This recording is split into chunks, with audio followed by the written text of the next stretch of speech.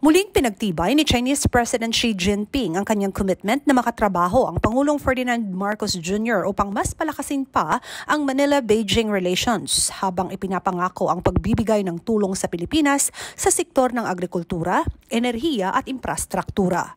Ito ang inihayag ng Pangulo ng China nang magbigay ito ng pangunahing salita sa bilateral meeting nila ng Pangulong Ferdinand Marcos Jr.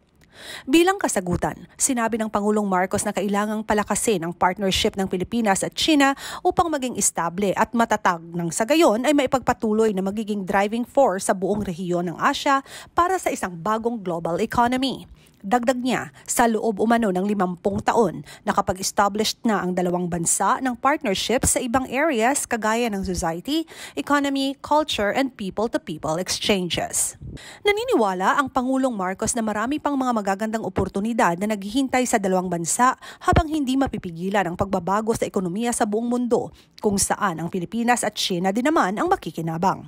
Binanggit din ng Pangulo ang patuloy na negosasyon para sa joint exploration sa pagitan ng China at Pilipinas sa South China Sea na ayon sa punong hekutibo ay napakahalaga para sa Pilipinas.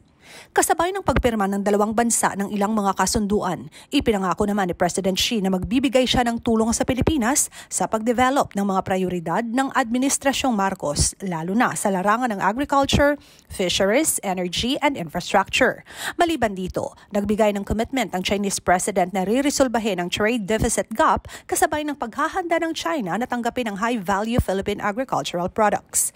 Maliban sa kalakalan, sinabi rin ng Pangulo na bukas palad niyang tatanggapin muli ang mga papasok na biyaherong Chinese sa Pilipinas sakaling maging maayos ang sitwasyon sa China sa usapin ng COVID-19.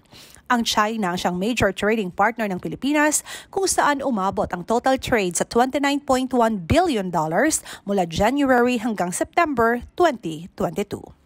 Jinky Baticados, IBC News.